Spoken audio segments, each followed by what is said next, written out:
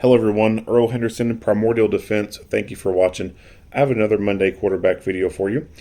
I'm going to play the entirety of this video without any interruptions, and then I'll go back and talk about things that are going on to better explain what's going on, and talk about things that I think that were done right and or done wrong. This video does not come in the normal critical incident type of debriefing format. This video is just basically redacted raw body cam footage. There's no spokesperson from the agency talking about what's going on, giving any background info, providing aerial images or anything like that. The incident comes from Greeley, Colorado. Here's an article from 9 News that was published May 7th of 2020 by Dacia Johnson. The officer involved in the fatal shooting of a suspect in February has been cleared in the incident, according to the 19th Judicial District Attorney Michael J. Rourke. The DA's office said the Greeley police officer, who has not been named, was justified in using lethal force against 30-year-old Ramiro Carrasco. A summary of the incident released by the DA's office says shortly after 1 a.m., February 26, the Greeley police officer was conducting crime suppression patrol in the area of the Island Grove apartments located at 119 14th Avenue. That's when the officer located a suspicious vehicle parked in the northeast corner of the parking lot. The summary says the officer knew this area to be a high crime area, specifically involving narcotics and a dumping ground for stolen vehicles. The officer noted the vehicle did not have a front license plate and the vehicle appeared to be unoccupied. As the officer approached the vehicle, he saw movement in the passenger seat. The officer got out of his patrol vehicle and walked up to the suspicious vehicle, where a female passenger opened the door and became verbally confrontational. While the officer was talking with the female passenger, he noticed a gun on the lap of the male driver, later identified as Carrasco. The officer immediately told Carrasco to keep his hands away from the gun. The female passenger was continually verbally aggressive, making every effort to distract the officer from the gun. The female denied there was a gun in the car when the officer could clearly see the gun. The officer told Carrasco numerous times to keep his hands away from the gun. Carrasco reached for the gun with his right hand, grabbed the gun, and began rotating his arm as if to bring the gun up to a firing position. The officer recognized the threat and took a step back from the vehicle, still telling Carrasco to drop the weapon. Carrasco failed to comply with the officer's directions, and the officer fired his weapon through the windshield of the vehicle, hitting Carrasco several times. The Greeley Police Department released body camera footage of the incident Thursday. Carrasco would have clearly known that the individual giving him commands was a police officer because the officer was in uniform and parked his marked police vehicle where it was clearly visible. The officer reasonably believed when he fired his weapon that he was in imminent danger or death of serious bodily injury. Officers provided first aid before Carrasco was transported to a nearby hospital where he later died. The DA's office said Carrasco had an extensive criminal history dating back to 2003. Most of his cases were narcotics related. Carrasco was an active gang member since 2008, and he had an active restraining order against him, and he was prohibited from possessing or purchasing a firearm. The incident was captured on the officer's body-worn camera. The 19th Judicial District Critical Incident Response Team was called in, and an investigation was completed. So with all that information there, we're going to watch the video, and then we'll get into it.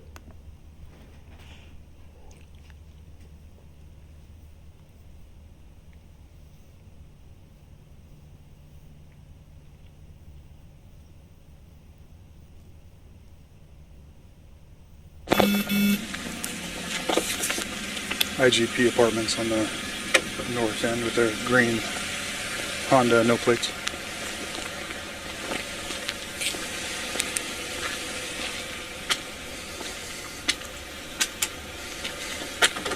Hey guys, what's up? What's up? What brings you out here? What do you mean what brings us out here? We live here. Why are you sitting here like here? Stop moving. Stop moving. Everybody's moving. Put your hands up right now, dude. Put your hands up right now. Put them on the ceiling. Hey, why are you tripping? We didn't even do anything. What are you stopping us for? Don't move. What are you stopping us for?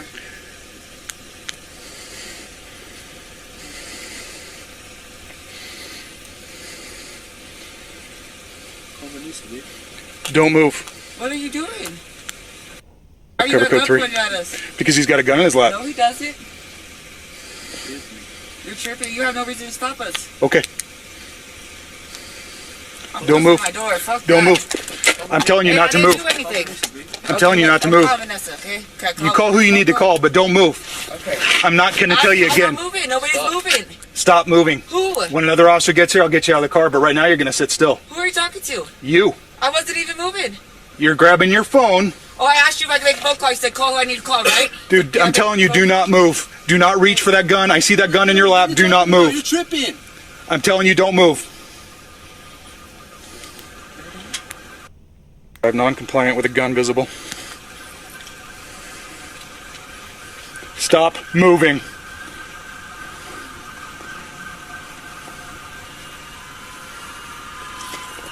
Did I move my shoes on? No, stop moving.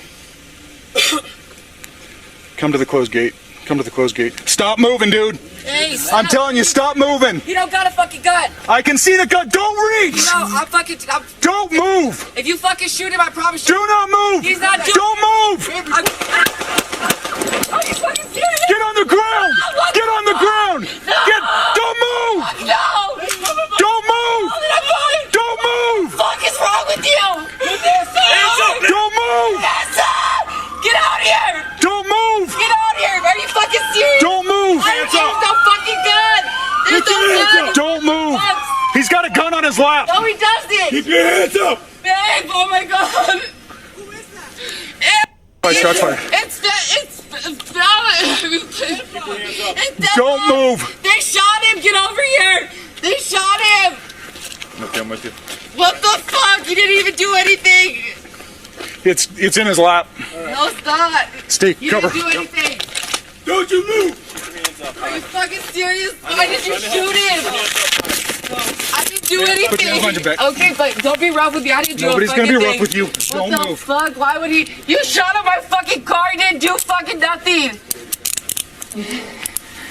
I didn't even do anything. Relax, okay? I Relax. didn't even do anything. Relax, okay? I didn't do anything. Roll over. Sit up on your butt. Walk back here. Hurry up. Why are you doing? But I didn't do nothing. Just walk. I'm just trying to get you away. Walk back here. Why would you guys do that? He had a gun in his lap. I told him not to move. No, you didn't. Stand still. That ain't even his gun. Stand still.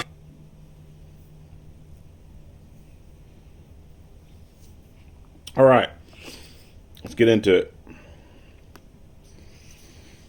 So this officer was doing patrol at an apartment complex that is known for a lot of bad stuff. Unfortunately, there are a lot of apartment complexes that are like this.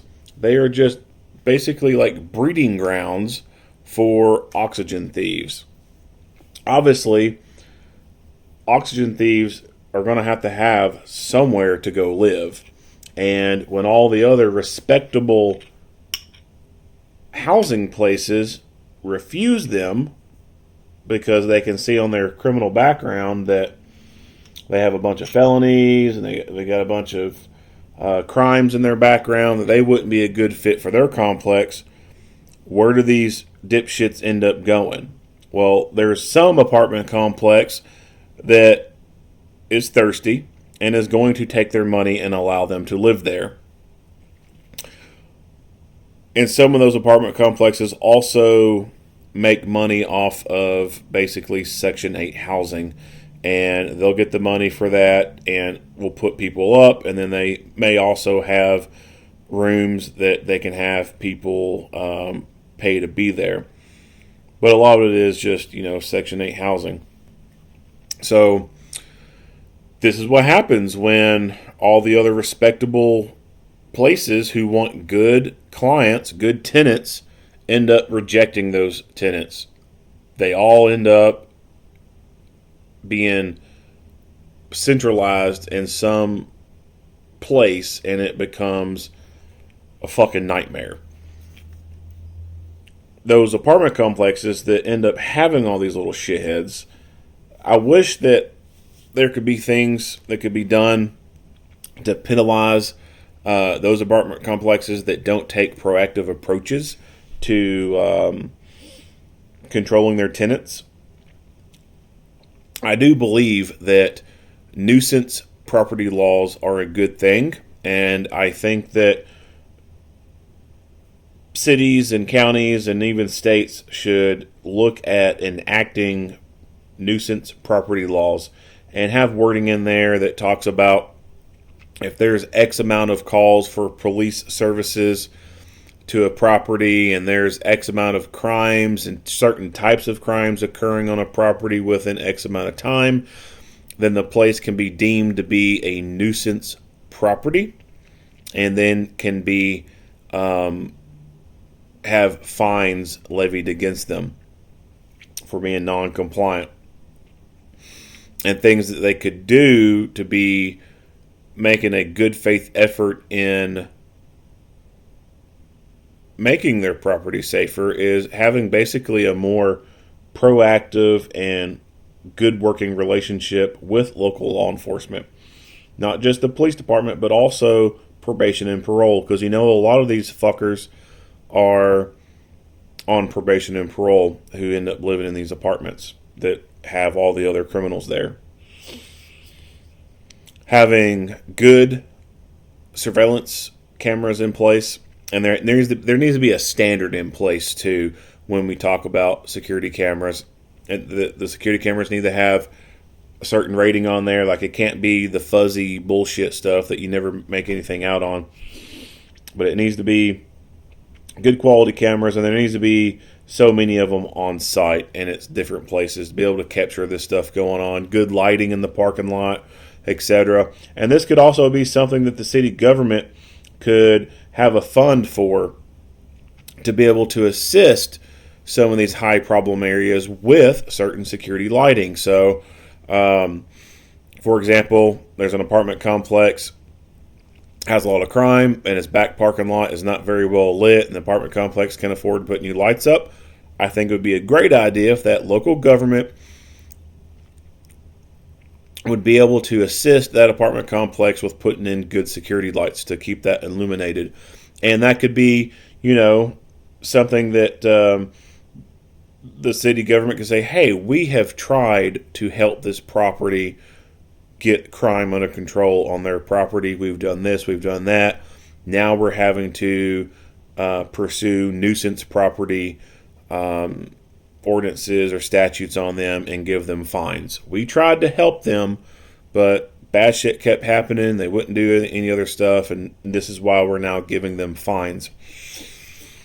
So those cameras, those should be of online form, and the agencies who are there should be able to have access to those cameras and be able to look at them at any time to kind of see what's going on. The apartment complex should definitely be required to have not just on-site security, but also have stipulations in place that kind of dictate what the security needs to be doing, and that it needs to be more than just one security on site on weekend nights, and that the security needs to be proactive in trying to stop problems on the property. Now, that would be a little bit hard to really go into the nitty-gritty and stuff like that, but one thing that could be done also is some states allow for positions called special peace officers or special local peace officers, something like that. Basically, it allows a person to be sworn in as a law enforcement officer and work private properties, and their police powers are basically contained to just that property. So that's something that could be done for the apartment complex. They could have security come work there, and they could have that security, quote unquote, deputized as a special peace officer who can then police the property. Or another initiative that the city government could do is just create an overtime budget for some of these properties, and basically just on weekends, definitely weekend nights, there's going to be an officer stationed at the apartment complex on overtime, and that's their job. That is their job, to police this neighborhood and stay there. They don't leave and go on other calls. They just stay there, and they are proactively policing. That's the key word, proactive. You can have a cop sit out there and then nothing ever come of it, because they would just sit in their car or play on their phone. So it has to be proactive for these places. So there's some things that local governments can do to help bring control under some of these properties, and then without having to have like special laws made or ordinances or anything like that. But then there's also the avenue that I think that a lot of places should approach, and that is creating nuisance property laws. And the end goal is, if these places can't get their shit under control, they're going to be levied so many fines and everything they can't pay for it, and that could then open up the opportunity for the local government to put a lien on the property and or be able to have the health department condemn the place and say it's unsafe.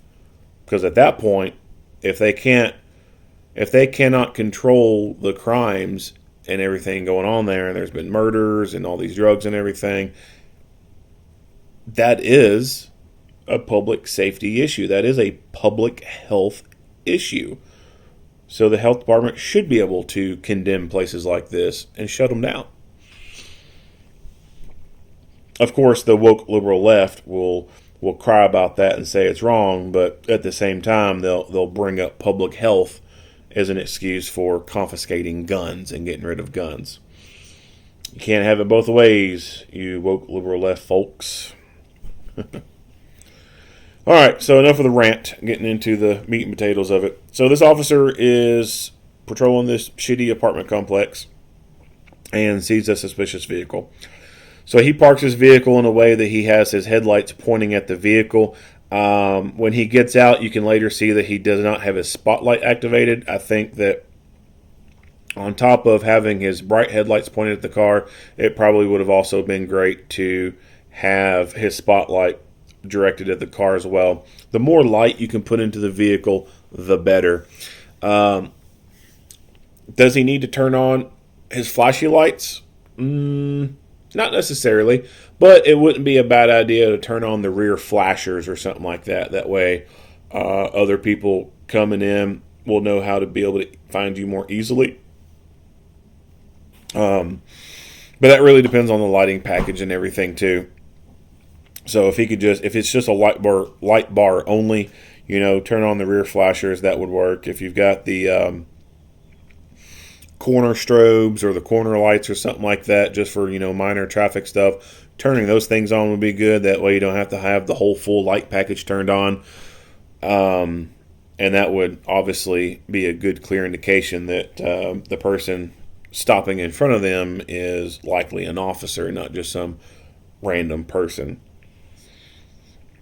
So it's twofold. One, it helps for that person to know that they're going to be dealing with an officer, and then also if other units are coming in to respond, those flashy lights are easier for them to pick up and see and know where exactly to go. The green Honda, no plates. So the no front license plate thing, there are some states that it's within their law that a license plate has to be on the front and the back of the vehicle. Here in Kentucky, we don't have anything like that. So for me, it's unusual to hear they don't have a license plate on the front of the car, because we're just not used to that down here. But there are some states that's within their law. You have to have a license plate on the front of the car, and obviously he don't have one on the front of the car.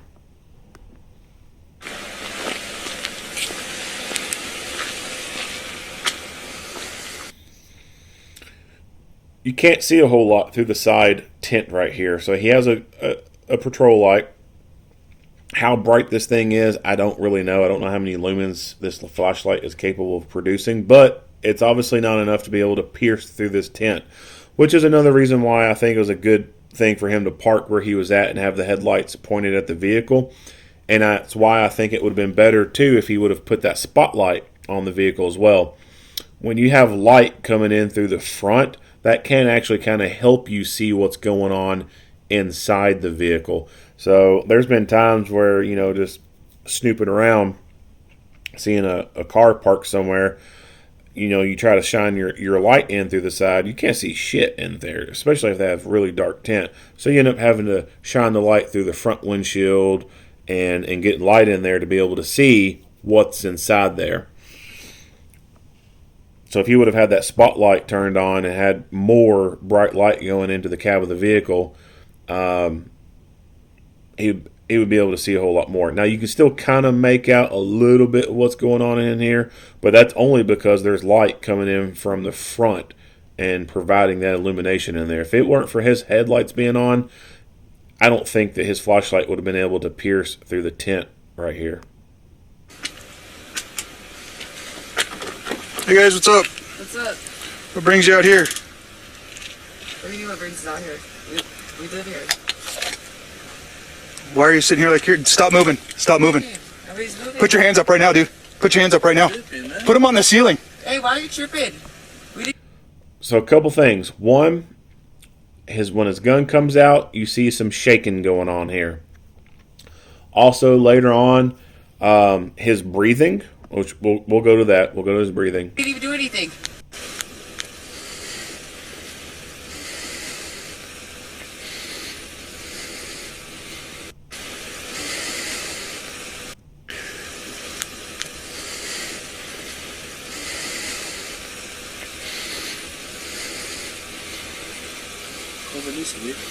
Don't move. What are you doing?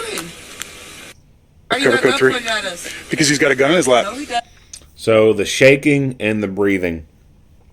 This is a clear indication to me that his body is going through the normal response to a deadly stimuli. He's starting to go into fight, flight, freeze. When you start to go into that, you have an adrenaline dump. I think that's where the shaking's coming from. He is having a lot of adrenaline releasing into his body. If you've never had an adrenaline dump, then I guess you don't know what I'm talking about. But if you've ever been to a haunted house, or your friends played a joke on you and they jumped out and scared you, or did something to really scare you, or you've been in a fight before, like you've been in a fist fight, then you probably know what I'm talking about. You get this huge adrenaline dump, and sometimes you shake, and this is normal. This is typical. His breathing, you can tell that his heart rate has become elevated, and he is having to breathe a little bit more because of that. So he is going through a normal physiological change, or going through normal physiological occurrences due to the perceived threat here. And it's not just a perceived threat, like he sees the threat, he sees the gun. So this is now a deadly force situation for him, and it's a normal response. So when the article talked about the DA's office saying, he was in fear for his life, this is obvious. Like, yeah, this is a fearful moment. You can tell that just based off his body language and his voice. Or I'm sorry, his breathing. What do you mean what brings us out here? We live here. So notice that he does have a flashlight turned on. You can see the light here. Why are you sitting here like you're... Stop moving. Stop moving. Everybody's moving. Now his weapon-mounted light comes on, because you see a lot more light. Weapon-mounted lights are a good thing, and in fact, I believe that all guns should have weapon-mounted lights. All guns. All of them. Even if you work day shift, you should still have a weapon-mounted light. Just because you work day shift doesn't mean you won't ever find yourself in a building or in a part of a building with no windows and the lights are off.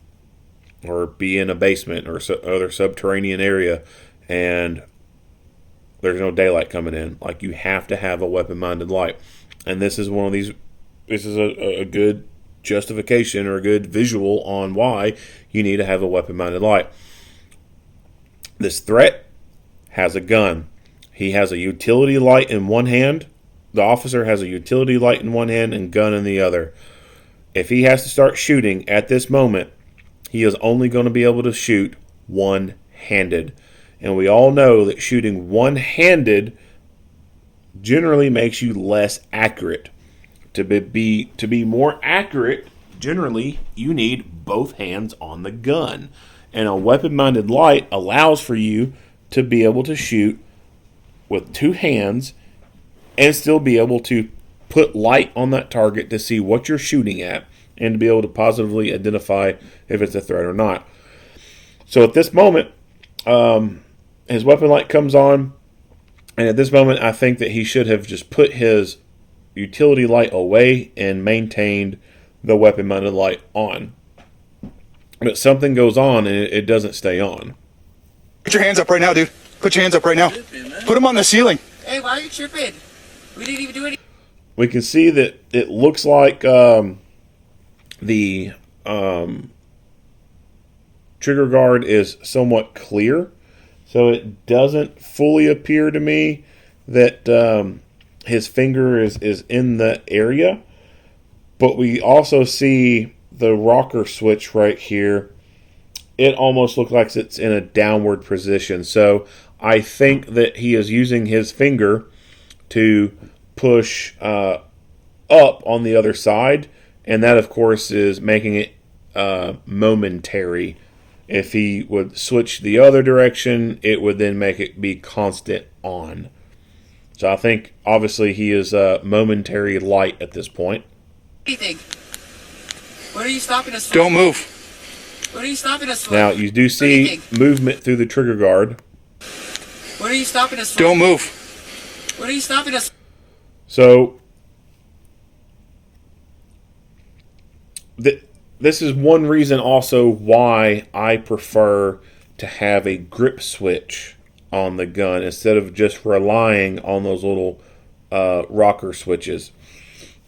So you see the movement through the trigger guard where his finger comes off the rocker switch and then he hits it again.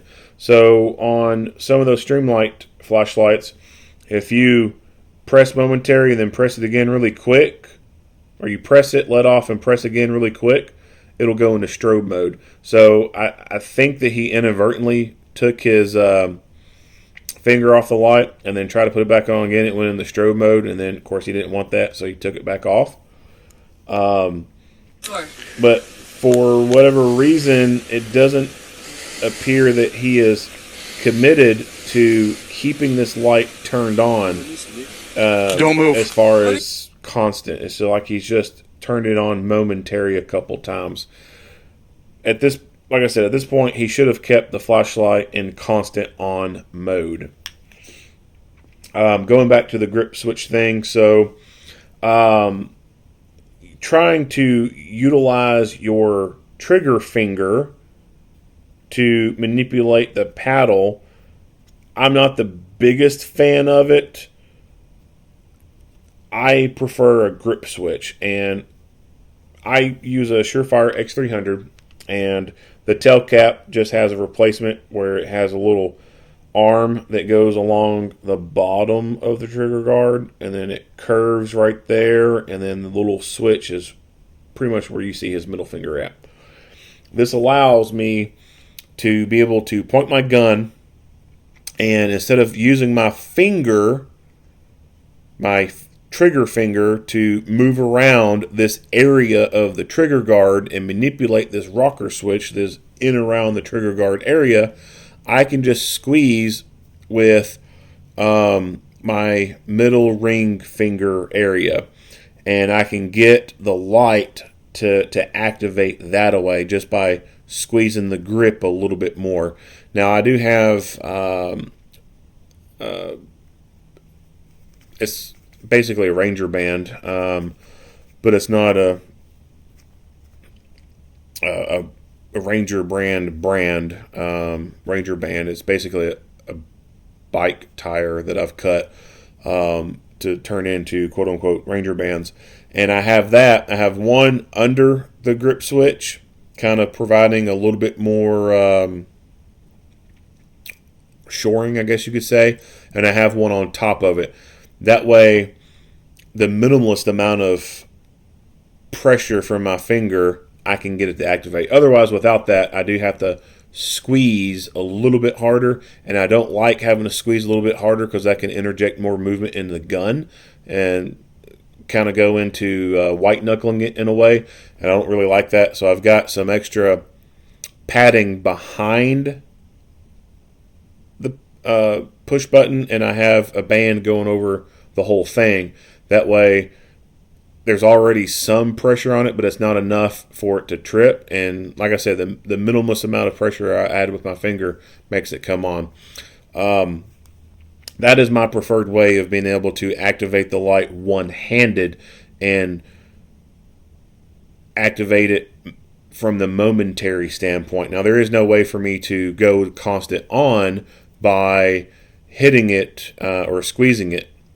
To make it go constant on, I do have to hit the rocker switch, which for most of the time I can go to a two-handed grip and achieve that by pushing the rocker switch and making it go into full-on mode. If for whatever reason I am one-handed and I'm only doing momentary on with the grip switch, generally just by me gripping the pistol normally, I can achieve close to constant on just from pressure on it. But sometimes, you let up on pressure, the light goes off.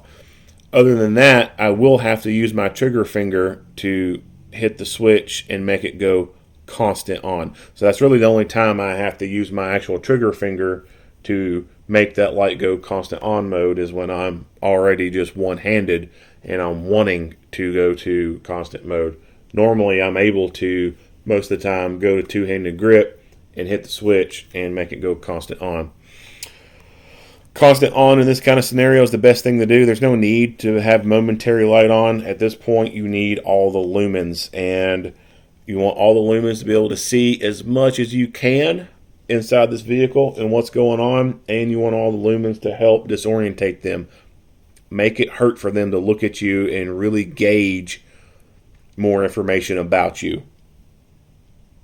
Ain't time for them to be sizing you up. If they want to try and look at you and size you up, then they're going to be staring at some bright fucking light.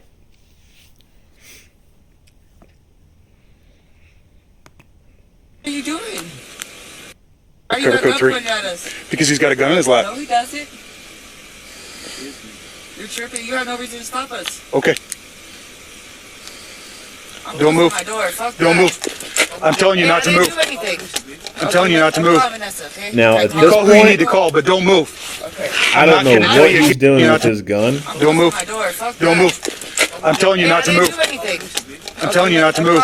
It almost sounds like he's trying to holster his gun, because you hear the plastic scraping sound that you normally hear from a Safariland holster when the gun's going in or out of it. You call who you need to call, but don't move. Okay. I'm not going to tell you again. I'm not moving. Nobody's moving. Stop moving. Who? When another officer gets here, I'll get you out of the car, but right now you're going to sit still. Who are you talking to? You. I wasn't even moving. You're grabbing your phone. Oh, I asked you if I could make a phone call. You said call who I need to call, right? Dude, I'm telling you, do not move. Do not reach for that gun. I see that gun in your lap. Do not You're move. tripping. I'm telling you, don't move. So why he had his gun down, I don't know. I don't know what's going on there. I'm not the biggest fan of that. This dude is a real threat, and that gun needs to be pointed at him this entire time. I wish there was some context about why he lowered his gun during this ordeal, but unfortunately it's not there.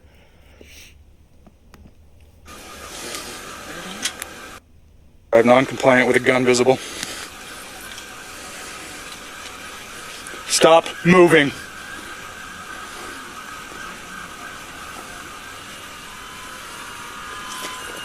Did I leave my shoes on? No, stop moving. So this whole time, this woman has, for lack of a better term, just been really fucking annoying. And this is not by mistake. She may be an annoying person in real life, but in this context, she is purposely being annoying. She is trying to confuse this officer and distract this officer. This is actually pretty common tactics by criminals. They will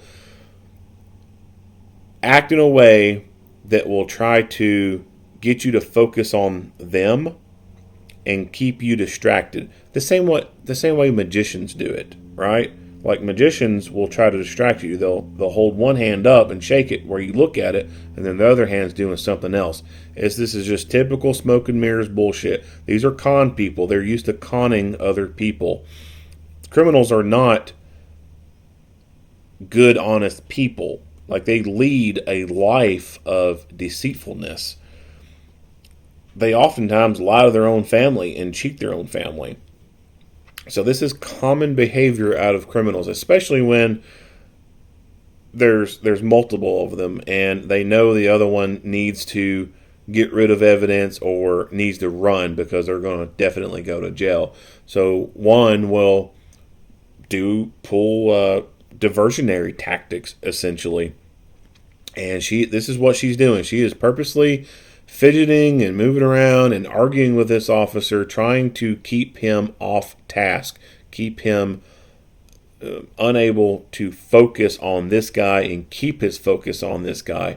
That way it could give him the opportunity, give the bad guy the opportunity to do something. Either A, fight the officer in a gunfight, or B, try and bail out of the vehicle. And that tells me that this is typical company for her. Of course, the article had mentioned this guy has been involved with the system since 2003. I would not be surprised to find out if this girl also had an extensive criminal background. The fact that she's hanging out with this known felon, this known criminal, and the fact that she lives here in this obvious crappy ass apartment, and how she's talking, how she's acting, that all tells me that this is not her first rodeo. She's been involved with police before, probably has a lengthy criminal background, and she's used to doing this. She's used to when she's out with other people, other criminals, and the police are there, or even when she's in jail or prison, distracting the correctional officers, the jail cops. She's used to doing that too. Distract them, make them think one thing, make them look one way, and then someone else can do something else without them knowing about it. So there's a pretty common tactics from criminals. Come to the closed gate. Come to the closed gate. Stop moving. While he's talking, this guy is trying to find the opportunity to do something. And as this officer's talking on the radio, he's thinking the officer is distracted, and he starts reaching in around this door area. Dude, Hey, stop. I'm telling you, stop moving. You don't got a fucking gun. I can see the gun. Don't reach. No, Don't move. if you fucking shoot him, I promise Do you. not move. If you shoot him, I'll promise. Like, what the fuck are you promising, bitch? Like, what the hell are you gonna do? People who say that shit fucking annoy me. Like, what are you gonna do? Nothing. He's not doing. Don't move. Are you fucking serious? Get on the ground. Get on the ground. Don't move. No. Get on the move. He's not doing. Don't move. Are you fucking serious? Get on the ground. So he fires 4 rounds. Now, I don't know if all 4 rounds went in and hit this guy, because windshields do cause rounds to deflect. They may go up, they may go down, may go to the side, left or right. Don't know. We just do know that windshields cause rounds to deflect. The closer the target is to the windshield, the less deviation you're going to notice. But the further the target is from the windshield, the more deviation you're going to notice. So this guy being in a seated position, he's pretty close to the windshield. So if this officer is aiming center mass or even aiming for his head, if he's aiming for his head only, I would see more likely chance of missing. Aiming center mass through the windshield, even if he was aiming center for the guy's chest, it's possible that the round could have went high up or gone down. Whatever, it's going to deviate. It's not going to go exactly where he was aiming at. Now, on the opposite, if this dude here decided to shoot through the windshield at this officer, the officer is still pretty relatively close to the windshield, so he could still have a chance of hitting the officer. But if the officer moves further away from the vehicle, that decreases the chances of being able to make a successful hit through the windshield, at least from the bad guy's perspective. The further the target gets away from the windshield, the odds are you're not going to be able to hit it. But this dude's in a seated position in the car. He's close enough. Obviously, some of the rounds, if not all of them, made contact with him. Get on the ground! Don't move! This guy being in a vehicle, the vehicle is a weapon. So I don't think the vehicle's on at this point. It doesn't sound like it was, but this dude could have very easily got this vehicle started and tried to take off. Now, at that point, it would still be justified in using deadly physical force, but think of vehicles, the front of vehicles, even the rear of them, something too. Think of those as like the end of the muzzle. Obviously, you don't want to muzzle yourself or muzzle other people. And if you think of the front of the car as like a muzzle, then don't cross that muzzle, because this dude could very easily get the car started and drive and start going forward. And if you're in front of a car and it's taking off, even if you do shoot through the windshield and neutralize the person, get a T-box hit on them and shut their lights off, that doesn't mean that their foot is going to be coming off that accelerator. They could still be having their foot weight onto the accelerator, or they could be having a spasm from being shot and be pressing down into the accelerator and then run your ass over. When it comes to vehicle tactics, I tell people that V6 and V8 outperforms 9mm, 40, and 45, and the same is true when the vehicle's being used by the bad guy. It's going to outperform your gun, and if they run you over, well, you got the weight of the vehicle running you over, and that could cause, crush injuries for you, especially if they run over you and stop on top of you. That's going to be horrible. The trauma itself, knocking you down, severe head trauma, even if, the vehicle tire could run over your head. So you don't want to be on the receiving end of being run over by a car. It can be very, very damaging, very deadly, a lot more deadlier than a pistol could be. So I think it would have been in his more interest to stay more offline offside to the front of the vehicle. Don't move! Don't move! What is wrong with you? Hands up! Don't move! Which he does more or less stay off to the side, but you do see another officer come up and almost practically get directly right in front of the vehicle and aiming down into the vehicle cab itself. Get out here! Don't move! Get out here! Are you fucking serious? Don't move! I Hands don't up! give no fuck This officer does the right thing over here. gun! He gets a rifle out.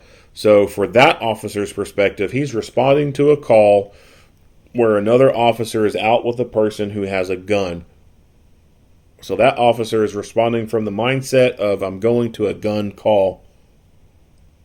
If you're going to anything that's involving gunplay, you want to bring a rifle. A rifle is going to be able to outperform a pistol every day of the week. So this officer fired 4 pistol rounds, and this guy's still moving around.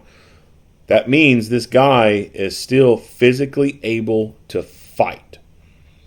At this moment, he is mentally incapacitated. He could, if he wanted, start fighting with his pistol. He chooses not to. Probably because he's in pain. And that can be a hell of a motivator. Other people, they can fight through pain. And if you're physically able to do stuff, then you're physically able to do stuff. That rifle over there, generally, 1 to 2 rounds from a rifle will do the trick. There are a lot less people walking around the day who've been shot with a rifle than there are people who've been shot with a pistol. Some people can live after being shot with a rifle. Yes.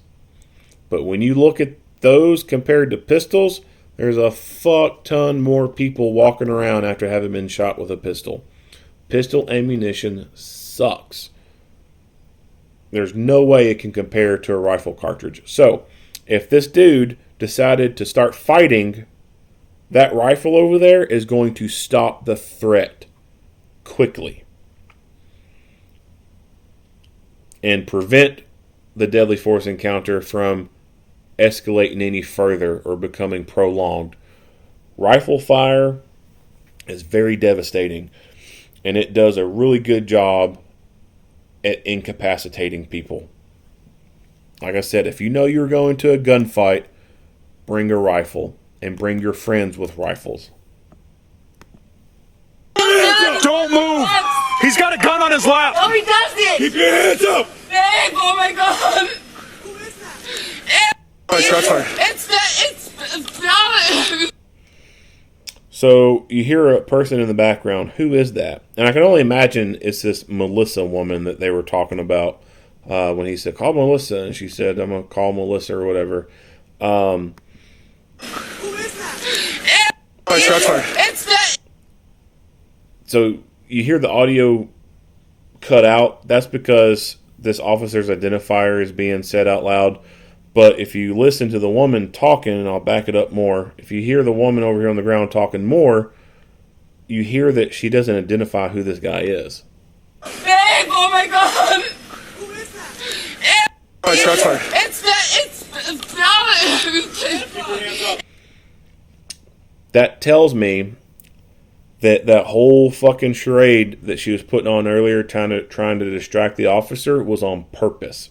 She's trying to protect this guy. She knows he's a fucking dirtbag criminal. She knows he is up to no good. She knows he has stuff on him he's not supposed to have. And she was acting in, quote unquote, his protection. She's trying to protect her homeboy. And even now, when her friend asks, who is that? She's cognizant of the fact that the police are there and she don't need to say his name out loud. So she's still acting in protection for this guy. Don't move! They shot him! Get over here! They shot him! They shot him. Get over here. Like, if it is this Melissa woman, what the hell's she gonna do? Okay, I'm with you. What the fuck? You didn't even do anything! It's in his lap. No, it's not! Steve, You cover. didn't do anything! Don't you move! Are you fucking serious? Steve, You cover. didn't do anything! Don't you move! All right. So don't you move.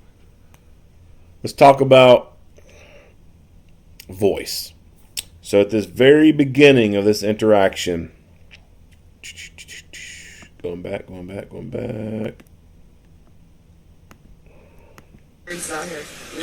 What's up? What brings you out here? What do you mean what brings out here? We live here. Why are you sitting here like you're... Stop moving. Stop moving. Everybody's moving. Put your hands up right now, dude. Put your hands up right now. Put them on the ceiling. Hey, why are you tripping? We didn't even do anything. all right. So this moment here and later on, I don't think that this officer projected his voice to the level and point that he should have. So your use of force continuum model that everyone is aware of, verbal commands falls in there, right? So generally within those, guidelines, the presence themselves, their presence in uniform is a level of force. Generally, when a uniform officer's presence is in an area, most people should recognize, hey, that's the police. Let's stop doing stupid shit, and they stop doing stupid shit. If the presence isn't working, then verbal commands come into play. And verbal commands is more than just communicating what you want. It's how you communicate what you want. So later on, when the backup officer gets there and he very forcefully says, "Don't move!" That way he said it has more weight behind it than how this officer is talking right now. This officer should have elevated his voice like the other guy did to put more weight behind what he's talking about.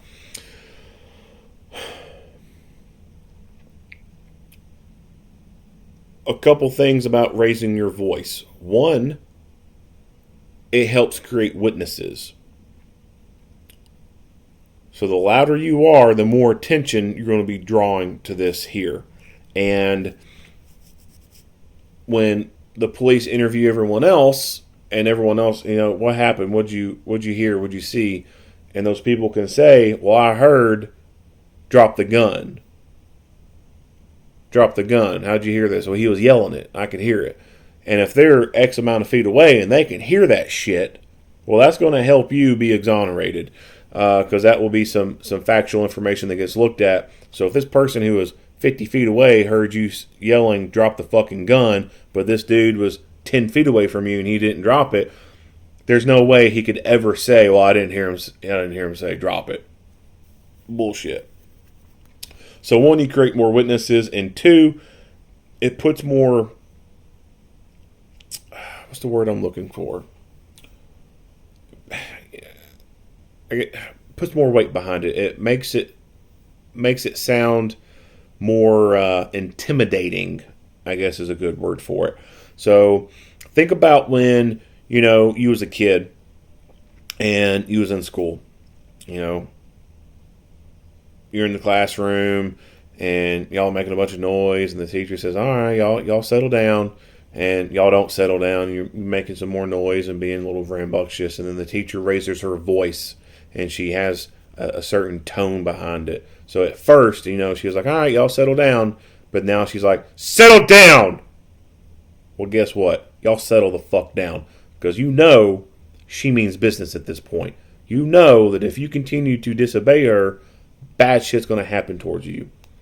Same thing with your parents. Think back to your childhood, your teenage years. How many times, were you playing in the house? If you had brothers and sisters growing up, you playing in the house, or you were just running in the house, or you were going in out the door, going outside, coming in, going outside, coming in. How many times did it start off with your parents saying, stop doing that. Leave him alone. Give that back to him. Stop going in and out the door. And did you listen that first time? Some of you probably did. If you failed to listen the first time, did your parents' voice remain the same? It probably did not. It probably went from, give that back to him. Give it back to him now! That, the way they say it, put in your head, oh shit.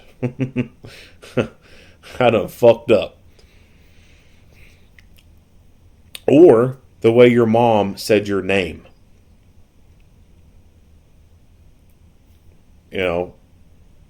If she just says your first name, Kevin. But if she says your first, middle, and last name with a tone to it, and that's all she's got to say. She ain't got to say, stop hitting your brother, stop hitting your sister, nothing like that. All she's got to do is say your name a certain way. And that will put in your head, uh-oh, Mama's mad. I'm about to get an ass whipping. So it's not just what you say, it's how you say it. How you say it can plant a little seed in someone's head and either let them know that you're not about it and they probably got a chance on taking you or getting one on you, or it can plant a little seed in their head that says, this guy ain't to be fucked with. Don't fuck with him. He's going to fuck you up. And that's what you want in this kind of scenario. You want to, the way you say stuff, the way you present yourself, you want to make it unmistakable in their head that if they do XYZ, you're going to fuck their ass up. And I didn't see that from this officer when talking to them during this encounter. If he had addressed them in that way, when she's talking and being all, belligerent, trying to get one on them, and this dude moving around, if he had got more forceful with his commands and yelling at him like a drill sergeant in a way, could that have changed the outcome? Potentially, yeah. I'm not going to say it is. There's no way to say that it could have. But it could have potentially changed the outcome. They could have said, you know what, this guy ain't one to be played with. Like, he don't play these fuck games. Like, he's in charge. It could have done that. So your voice can also play a role in how you dominate that scene. It's how you dominate your space.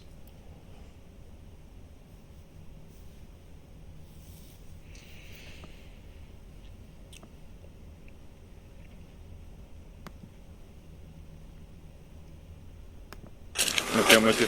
What the fuck? You didn't even do anything! It's in his lap. No, stop. Why did you shoot him? I didn't do anything. Put your hands behind your back. Okay, but don't be rough with me. I didn't do Nobody's a gonna fucking be rough thing. with you. What Don't the move. fuck? Why would he? You shot at my fucking car. You didn't do fucking nothing. I didn't even do anything. Relax, okay? Relax. I didn't even do anything. Relax, okay? I didn't do anything. Roll over. Sit up on your butt. Walk back there, hurry up. Why are you doing? But I didn't do that. I'm just trying to get you away. Walk back here. Why would you guys do that? He had a gun in his lap. I told him not to move. No, you didn't. Stand still. That ain't even his gun. Stand still. That ain't even his gun. So she went from saying he don't have a gun to saying it's not even his gun. So again, that goes back to her culpability. She knew he had that fucking gun. It's obvious. And that right there just proves it. And she even knew that it wasn't his, which tells me that's probably a stolen gun. Now, her arguing with the officer, why'd you shoot him? And then the officer going into, because he had a gun. You know what? Don't even play into it. Don't even fucking answer their questions. Like, there's no sense. All they're wanting to do is have a power play over you. This is her way of exerting control over the situation. And there's no need to answer her questions. She's a suspect. She's not a judge. She's not a supervisor. She's not a prosecutor or anything. No sense in answering her questions like that. So I would not even entertain the idea of talking to these people after an incident like this. You just tell them what you want them to do. And if they don't do it, you fucking make them do it.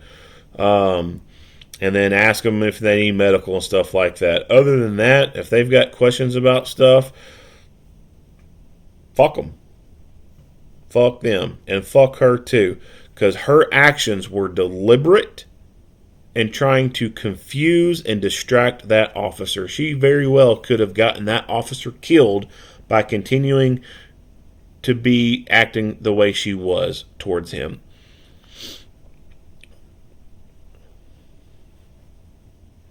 Personally, I would have just snatched her up, cuffed her, and then threw her in the back of the fucking car and let her babble to herself back there. I wouldn't have engaged in any conversation with her or anything like that. Just snatch her little fucking ass up, cuff her, and put her in the car.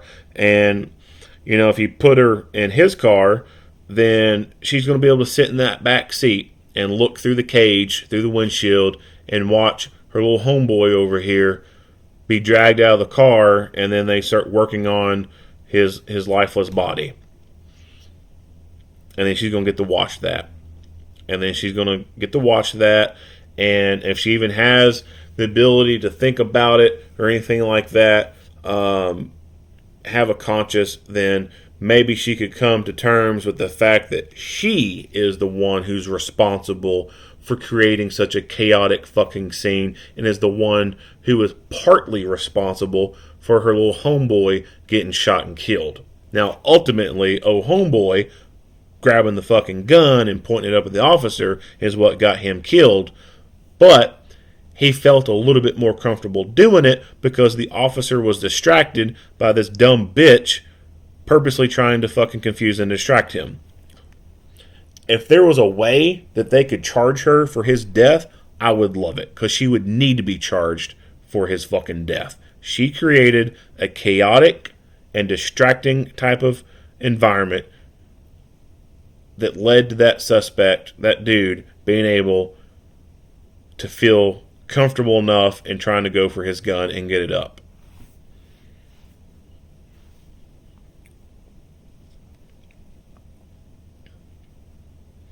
And when she said the gun's not even his, that's no surprise to me. I would not be surprised if it turns out that this gun is stolen. Because a lot of times that's how your little street thugs get a hold of guns. They go steal them, or they buy them from some other little street thugs who have stolen them. Obviously, a person who's a convicted felon can't go to a gun store and buy a gun. They'll be denied. So where do they go get these guns? They steal them out of cars, mostly, or they steal them out of people's houses. There's very, very, very few who actually go burglarize a gun store after hours. And very, very, very, very, very few who go rob a gun store during business hours. The bulk of these guns are stolen. And they're stolen mostly out of vehicles because people are leaving their guns in their car. Why are they leaving their guns in their car? Mostly because of bullshit gun-free zones and policies from their employers who say they can't carry their guns on them. If we would abolish those things, people would be more apt to carry their guns on them and they wouldn't be leaving their guns in their car. Aside from that, when the people do leave their guns in the car, they're being careless about how they do it. You can have your gun left in your car, but you need to be smart about it. You need to either A, at a bare minimum, put it in a lockable compartment, like the glove box that locks, or get a specialty gun box, lock box that you could set this thing in, and it has a steel cable that will tether to the car seat frame. That way you can't just take the box with you. It's actually tethered to the freaking car frame or car chair frame. And unless you've got, the tools to undo the freaking car seat, you're not going to get that thing off. If you leave your gun in the middle console and it doesn't even have a lock on it, then you're wrong. Some people will leave their gun in the middle console knowing it doesn't lock, and then they'll forget to lock their damn car doors. So when criminals go around car hopping means just basically walking around trying the car handles to see which one's open. They go car hopping, find a car that's open, they get in there and they start rummaging around, and whatever they grab is what they get to keep. So if you keep your gun in the middle console and it doesn't lock, guess what? It's very easy to take. Even if you do lock your car doors, your window can still be smashed. That happens a lot. Criminals will smash the window out, unlock the doors, get in, take stuff, and go. If it's in your glove box, it's a little bit harder for them to get into it. Now, am I saying that will 100% prevent someone from getting into your glove box? No. But it will buy time. It will either buy time to deter them because they did not come prepared with enough tools to be able to get this thing pried open, and then they'll say to hell with it and move on. They'll just take the easy stuff and go. Or buying the time because it takes so long to get into it, it starts to arouse suspicion, people start noticing them, and then they can be ID'd later. So having that glove compartment lock is pretty important. Even the gun box. So, the little gun box that you can get that's made to stay in a car and has a tether on it. Will that 100% keep somebody out? No. Those things can be picked. They can be brute forced open. Just like a safe can be opened. It's not meant to 100% forever keep somebody from getting into it. Anyone given time can get into certain safes and lockboxes. It's just a matter of time. And that's what you're buying when you get these things. You're buying time. You're creating more time for someone to have to get into it. And if you create enough time for someone to get into it, they either become uninterested in trying to get into it, or you increase the chances of them being able to get caught because they spent too much time focusing on this damn thing, and then boom, people get there and catch them. But you gotta, if you're gonna leave your gun in your car, you gotta lock it up. All right, you gotta make it inaccessible, or make it inoperable. Put a trigger lock on it, or run a cable through the mag well and out the ejection port. I don't recommend that a whole lot because that requires a lot of a lot of movement, taking the magazine out, racking the slide, potentially having a round, racking it out, and then putting that round into the mag and racking it again once you take all the locking stuff off. And if you keep using the same round over and over and over, you can get pushback, cause the projectile to go deeper into the casing. And you just increase your chances of having a negligent discharge if you are continuously doing all that stuff. That's why I recommend putting it in a locked compartment. That way you don't have to be dicking with the gun, taking the mag out, racking the slide, and just messing with it. Just put it in a locked container and be done with it. Got to be smarter about how we store these guns, because these stolen guns are getting into the streets and they're being used in crimes. And when you think about that, if you carelessly store your firearms, you are arming criminals. I mean, pretty much. You're just arming criminals at that point. And then secondly, you're giving the anti-gun crowd the ammo, pun intended, to come after us, to come after our guns.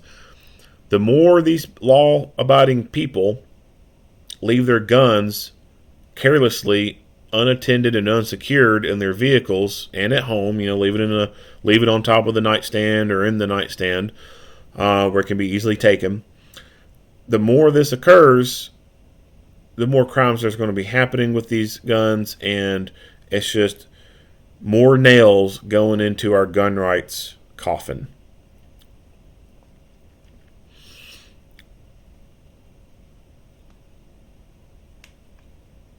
So think about that when it comes to storing your firearms. Are you helping the community, or are you hurting the community?